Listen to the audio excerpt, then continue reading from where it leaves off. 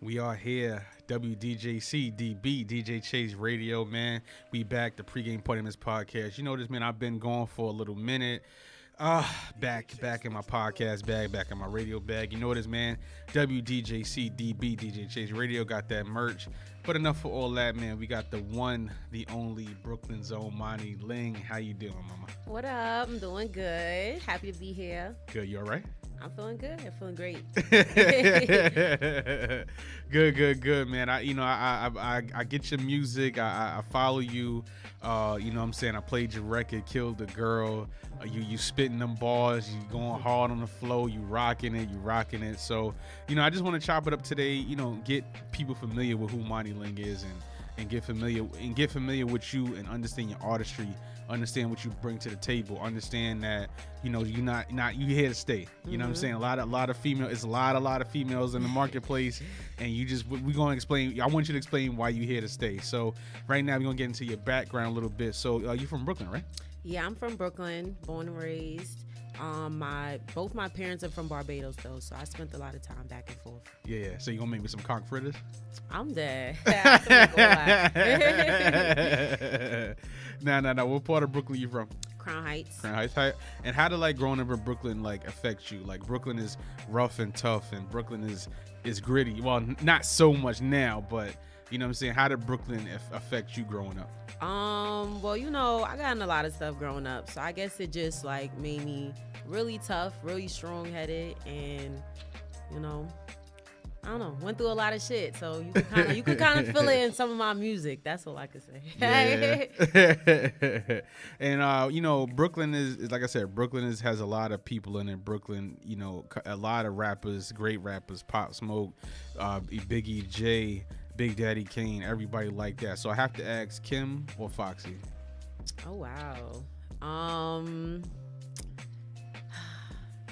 I've never really been presented with this question, but if I'm gonna answer, I'm gonna just say Kim, just because I listened to more Kim music growing up. Gotcha. For whatever reason, I don't know what reason that was. I just heard it more. Yeah. Because that wasn't even really my time, but growing up, I still heard that music, and I heard more Kim than I heard Foxy. Got you. And you were raised by both your parents or just your mom? Well, I mean, I kind of was around. I was with my dad for a little bit. Gotcha. I was with my grandma for a little bit. I was with my mom a couple of times. Yeah. My mom lives in Barbados, so yeah, it was kind of always a back and forth. My time with her was there. Got you. Yeah, she would come up, but yeah. That's what's up. You know what? No, I ask because you meet a lot of artists and sometimes they don't know what they want to do in life. So, what inspired you to do music? You know what I'm saying? Especially coming from a Caribbean background, you're gonna probably do music, out of that. But what made you want to do music?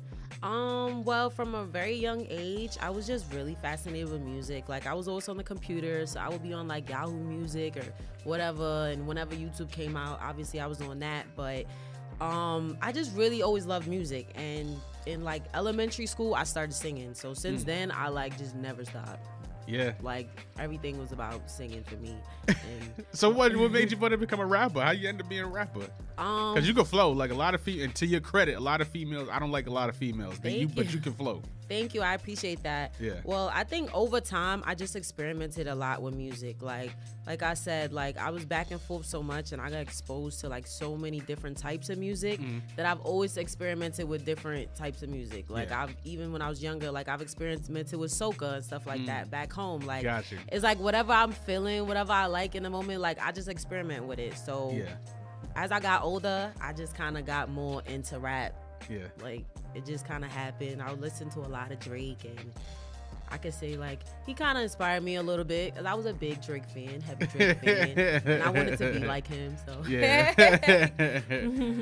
And then what as far as going to school and stuff like that, were you a good student or you was just I just did it? I was just there. I mean, honestly, I feel for the most part, I was a good student as far as doing my work and stuff. Like I got in a lot of trouble, yeah, but I was always smart. Like when I was younger, I skipped a grade. Like nice. That's never been an issue. Yeah, I just probably had regular teenage issues, like hanging with friends, doing dumb shit, skipping class, but I was never dumb. Like copy. And who influenced you to be a drill artist? Like what? Because I know that's your generation, of course. But what made you say, you know what, I'm not gonna be like do trap, I'm gonna do drill? You know what's crazy? It kind of just happened. Like I had a lot to say in my music. Like the things I wanted to speak about in my music started changing. And I feel like I had a lot to say about certain people that was like pissing me off and whatever. And I feel like it just sounded better on a drill beat because I'm like, I'm going crazy on y'all. Like I want y'all to feel this shit. And that's kind of how I got into the drill, and I was fucking with it, and I kept fucking with it. Yeah, so you like it. So I want to ask this question. As a drill artist, because I DJ a lot, I travel a lot, do you feel like calling yourself the drill baddie, does that kind of put you in a box? Or you feel like, you know what, that's going to help me in my career? I mean, it probably could put me in a box for some people. Yeah. I mean, people kind of just started calling me it. I went with it. But, like, I feel like when you listen to my music, you're not even gonna end up putting me in that box. Like my shit is not the same as every other drill artist. Like, yeah. And as a female artist, what is one of the toughest things that you've had to deal with? Like, because you are independent, you are, you work with publicists and things like that. But as far as you're not on a major label. So, like, what is one of the hardest things that you had to deal with thus far? I feel like the hardest thing up to this point was just getting like support. But I feel like when you get to like a space where you stop like thinking so hard about getting support, you kind of get through that and you just focus on working hard. So like that was it. Like before, I really wanted certain people to support me and help me, like people that I know that do music or whatever. Like you feel like, well, damn, you know me, like my shit, like what's up? But now I'm just like, fuck it, like I'm doing my thing. Yeah, I'm proud of you. You know what I'm saying? Like I said, I know it's not easy. And, I've DJed for every rapper, who's been out here. I've met them, and one thing with me, you were kind of like, you were humble and respectful. A lot of artists are not respectful, especially the drill artists. Y'all got the egos out of the wall. Y'all, you can't stop. Y'all got ops. Y'all spinning. I'm like, bro, please. But, with that being said, what other female artists do you listen to besides, as in drill scene? Who do you listen to? In the drill scene? Yeah, like who else do you listen to besides yourself? In the drill scene, I listen to EBK Sin. I listen to Stormy Blue. I listen to it's not a lot of people. Not saying like that. Like I hear music, but as far as like I type in and probably play.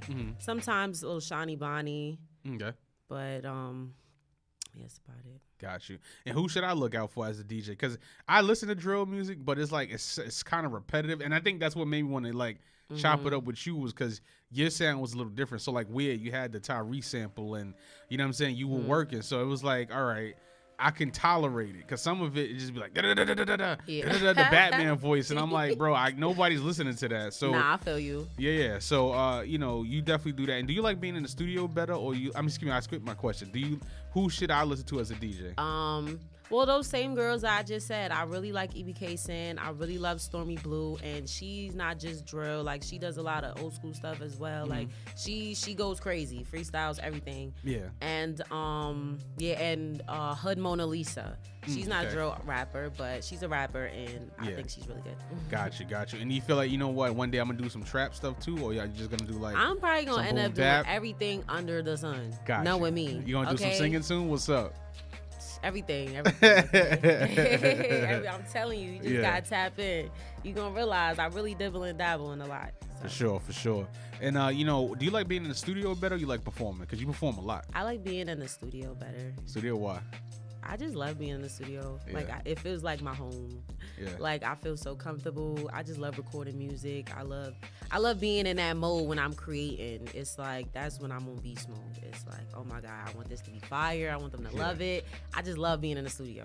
Performing is cool, but it's like it's a little more nerve wracking. It's like, everybody watching me. Yeah, yeah. And the stew was just like, this is me and this mic right now. I gotta do what I gotta do. That's Yeah. Then let me ask you this question: what does Manii Ling do besides rap? Like outside, like what are some of your hobbies? Because people want to know, like, music is one thing. Music is like one-sided. Like, what else do you do besides music? Like, do you do art? Do you do like design clothes? Do you write in a journal? What else does Manii Ling do besides music? These days I do less, but if you know me, I do makeup. I used to be a makeup artist. I used to be a nail tech. You feel me? I kind of pick up a lot of hobbies along the way, or whatever the case may be. Yeah. But I like anything like beauty related. Like, I'm that type of girl. So, you're a girly girl. Yeah. So like. Listen, you drilling. How you a girly girl drilling? You a sexy driller? What you mean? Drill baddie? Yeah, I'm a drill baddie. Like, it don't matter. What you mean? Nah, for sure. And let's talk about some music for a second. The single "Weird" with the Tyrese sample. I like that one. That was the record I like. It was good money. I like everything, but I like that one more. It sounded like that was inspired by some relationships and emotions. And what was going through your head when you made that song? It's crazy because when I made the song, I wasn't really going through no relationship shit. Yeah. But like when I heard the beat, I was just like, that's just the vibe I got. Like as soon as I heard the beat, because Cash had sent me a few beats, that one I feel like it was mad fire. Yeah. And I was in the stool when I wrote it. Like I listened to the beat. Yeah. And what's that girl? I forgot her name, but she made the funny video and she's like, "Why you being weird to me?" And it just like popped in my head and I'm like, okay, why you being, and like I just started rapping, like, and it was like 5 minutes. Like, I don't know. It was nothing on my mind, but I was feeling the beat. Gotcha. Does Manii Ling have a special somebody at home? I do. And the reason I ask that is because a lot of drill, and I'm not even getting to your personal business. The reason I'm asking is because a lot of artists, they don't write from their heart. They write from what they want people to see. So do you feel like being in a relationship or your life experience, do you feel like you should put more of that into your music, like make more of that music as opposed to just making it just like listenable? Probably, because I feel like, my best songs are the ones I wrote off emotion. Yeah. Of when I was probably upset or whatever. So usually you do get a good song out of that. But not every time, not all the time you feel like doing that though. Yeah. Like it's like a thing that just happens. Like, I don't know. Got you. And the next record I want to talk about too, your biggest stream record that I found was the Princess Diana freestyle. And what inspired that one? So what inspired that one? Honestly, when I heard the song, I just fucked with it. Like when I first heard Ice Spice version, I was bumping it like all day. I was running it back. I'm like, oh, I love this. Like I don't know, I just really love the song, and then I really love the beat. Yeah. And then it's all about the beat for me. Like if I really like a beat, I want to get on that beat. Like I just like that's how even if I don't put it out, like I just want to hear myself on this beat. So like that was it. Like I looked up the beat, and I just put my spin to it. Yeah. Cause that's how I feel too. Like I'm that bitch. I'm that bitch in the hood. Like ask about me. Copy for sure. Sure. And I want to ask this too. Like, so when you do you listen to do you hear the beat first, or do you pick the sample first, or you just go with the producer sends you? I usually go with the producer sends me. Okay. Some stuff I did work with the producer, gave my idea on what sample we should do, but y'all ain't gonna hear that yet. But got you. But Kill the Girl, that was a situation where we decided no, we want to use this sample. Yeah. And I want to ask, that leads right into my next question. Like, what inspired that record? Killed the Girl? Like, that's crazy. Who was you mad at that you wouldn't spin on with that? I ain't even gonna give her too much attention, but I was mad at a bitch. That's a real story. That's how I was feeling in the moment. Like, I really felt like that I could kill this bitch. Like, she got me fucked up. But that was just for me. Yeah. That was me putting my emotions on the track. And I grew up listening to Katy Perry. Like, I listen to all type of music. So yeah, I just felt like that was gonna be fire. Like, I love Katy Perry. Shout out to her. Salute. And who produces your music? Like, I know, do you work with a specific producer or? Yeah. So right now I work with Beat Gang. So it's a team of 3 producers. Got you. And yes, look them up. Beat Gang Worldwide. Beat Gang. Yes. Let's get it. Love them. And what I'm saying, I wanted to ask this too. Like, you do drill, you working in New York, you working in the tri-state area, and do you feel like, you know what, as a global presence, sometimes I'm gonna have to like do other things outside of drill? For sure. Yeah. So you working towards that? Yeah. I be working on that all the time. Yeah. Yeah. Okay. No. Once again, you know, like I said, because it's tough because you're so talented. You know what I'm saying? So I feel like, you know, I don't want to see you get put in a box. Yeah. You know what I'm saying? I don't want you to put yourself in the box and say, you know what, I'm just drill. Nah, you know, because like the Jersey club is popping, the Philly club and stuff like that. So you have anything like that coming out?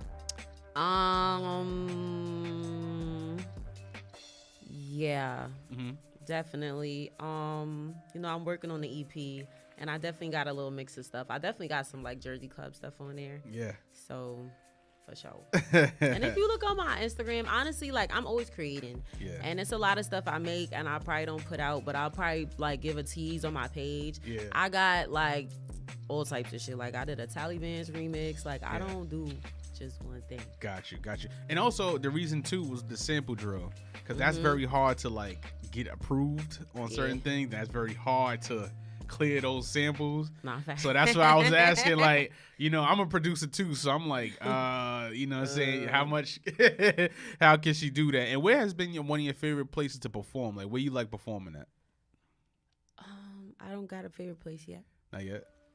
I don't think I've gotten to perform enough. Oh, actually, I'm lying. My favorite place I've ever performed, and this is like years ago, I performed at SOB's, and I think that was like my first performance ever. Oh, nice. And that's lucky you. It was crazy. Yeah, and lucky like you. I'll never forget that moment because I'm just like, what the fuck? Yeah. But yeah, that was it. That was it for me. Got you. And what's next for Manii Ling? Like, what's next on the repertoire? Shows? What's up? You say you got an EP coming out, so what's next? Yeah, I'm working on an EP right now. But for right now, what's next is we're gonna drop this "Kill the Girl" music video. Okay. Y'all didn't even get that. Yeah. And it's gonna be fire. Yeah. Okay. And it's almost done, so it'll probably be out before the month is out. Hopefully, possibly, but we try to make sure it's extra fire. So. Yeah. I mean, so definitely Kill the Girl music video. Stay tuned for that. Yeah. And definitely gonna have a follow-up single coming soon. But yeah, I need y'all to tap into that first. I got y'all. Yeah. And one of my last questions is, right, being like I said, you're independent, you're working, you're grinding, you're building. You know, are you looking for a big major situation? You have that in the works? What's up? I just feel like right now I'm just working. And I'm just hoping that, you know, God leads me to something good. I don't know what it's going to be. Yeah. I'm not searching for something specific, but I just hope that, you know, all my hard work leads to a good situation for me. So. It's going to work out. God got you. Take it from me. Trust Thank me. You. Listen to me. Take it from me, man. I pray all the time. Trust me. Things this year, the last 2 years have been amazing for myself. So you got to just keep working and stay consistent. That's the one thing I'm going to tell you. Like, don't let up. Like, you know what I'm saying? I know sometimes it's going to get hard. Like, why this ain't happening yet? Or don't let up. You feel me? And one of my last questions is, you know, if you had anybody to feature with, like, who's your dream feature? If you get a feature right now, who would it be? Right now in this moment, Sexy Red. Oh, wow. Sexy. Word to everything. Yeah. For sure, for sure. Pull up. And, my last question before we get out of here, man, is, you know, you a new artist, well, not new artist, but you're a working artist right now. And I would say, you know, if young girl came up to you and said, how can I be a rapper? How can I be an artist? What's one piece of advice you would give them? One piece of advice? Yeah. That's something that you learned, like, that you wish you would have, like, knew when you was coming up. To just start. Just start. Like, whether it be writing raps in your notebook, recording yourself rapping, just start. Yeah. Because, like, I didn't think I could do it at first. I was like, damn, I might sound dumb, but I just took a leap. I just started. Yeah. And now I'm here. Like, For sure. You know this man is DJ Chase, the Pregame Party Mix podcast, Manii Ling. Where can they find you? Where can they get that music? Shout out to Legion Media Group. Where can they get all that goodness? What's up? Well, I'm on all streaming platforms, Manii Ling, MANII space LING. I'm on YouTube. Whatever you look me up on, I'm there. And you're going to find my music. So just look me up. Manii Ling. Everything. Instagram is Manii Ling. My TikTok is Manii Ling. My Twitter is Manii Ling. All my social medias is Manii Ling. Yeah, man. You know this, man. It's DJ Chase, the Pregame Party Mess podcast right here on WDJCDB, DJ Chase Radio, DJChaseRadio.com. And you know this, man. Get that app, that mobile app, that DJ Chase Radio app. Manii Ling, you know this, man. We here. Yeah. Yeah.